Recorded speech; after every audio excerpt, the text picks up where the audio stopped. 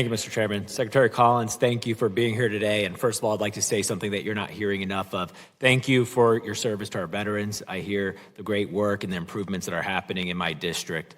And what you're doing to reorganize the Veteran Health Administration is not, it's necessary, it's responsible, and it's long overdue. Now, for years now, the committee has been handed report after report by the GAO and the IG from the Commission on Care, all saying the same thing, that the VHA's management structure is broken. Too many layers, too many redundant bureaucracy, and what should be decisions that take a day becomes one that takes even months. So now you and the administration are finally doing something about it. And certain members of this committee want to pretend like the sky is falling. Well, Mr. Secretary, let's get some facts on the record. Now, this chart behind me compares two lines over the same time period. The VHA's workforce increased by about 14% between the fiscal year 2019 and fiscal year 2024. And the patient encounters, it grew by just 6%. Workforce expanding at more than twice the demand for care. And that's not a staffing crisis, that's an imbalance. Mr. Secretary, this chart speaks for itself, but I want to give you the chance to speak to it directly. Can you walk through this committee about what this data tells us about VHA staffing? I can, and I'm going to also get you some more color on that. But also I want to say for this committee, first and foremost, and it's been said many times, the only thing that I have on my agenda is a veteran, period. That's what started the change to good at the VA last year when I said the only thing that's going to come first is veterans first. And our workers now have a purpose. And our workers know what they're doing, and they've actually improved. And I'm proud of that. And I'm not going to take nameless names and programs that have been gutted, supposedly, that have not being given a chance to answer to. This is an issue, though, that we have that is the heart problem of where we are. In this town, it's throw money and people and everything gets better. And that's just not the way it is. 14% over 6. It actually is worse in some areas. And I could go list by everybody's. You had some that would increase 30% in FTE counts, but yet only that actually went negative in actual touches of people. This is something we faced in the field. Greg has had to deal with this, and these one of the reasons that we came forward on how we deal with this going forward and why this restructuring is needed.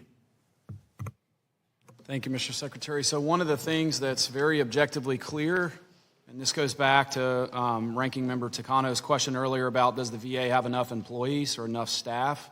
The short answer is at a totality level, probably pretty close. What is not true, though, is that there is an absolute imbalance. There are places where we do need more physicians, and there are places where we have plenty of staff. And the short answer is if we don't go through with an evaluation from a demand basis, we do not have an ability at a national level to address resource needs where there are growing veteran populations. That has never been able to be done in the past at an enterprise level. So in other words, making sure the tax dollars are not tied up in excessive administration overhead, but instead redirected to frontline service, modern equipment, and facilities that actually serve the veteran. Now, you're undertaking a new request for proposals for entire Veterans Community Care Network, VCCNs, correct?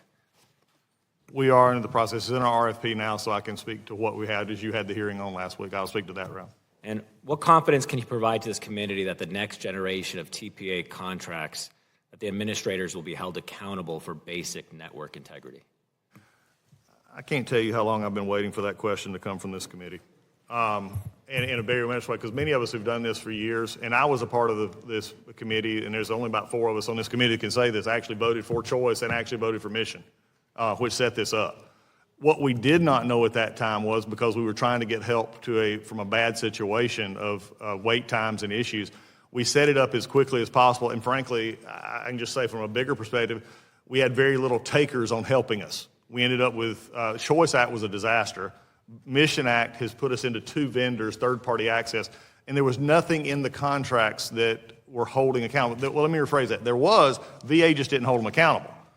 One of the reasons that I'm confident in this RFP that is out right now and when it goes through is that we have basically 10 years of failure to learn from. We have 10 years of why this doesn't work, that we incorporated those problems into this so we can hold them accountable, do better management, and make sure that we're doing not only what's best for the veteran, but what's best for the VA as well. So I have full confidence when this comes out that we're going to have much more participation, but we're also going to have 10 years. And I'll go back to where Ranking Member and I agree on. History does teach us things. This one is one big one where history has taught us things that we need to add on to it. Thank you, Mr. Secretary. Gentleman, time is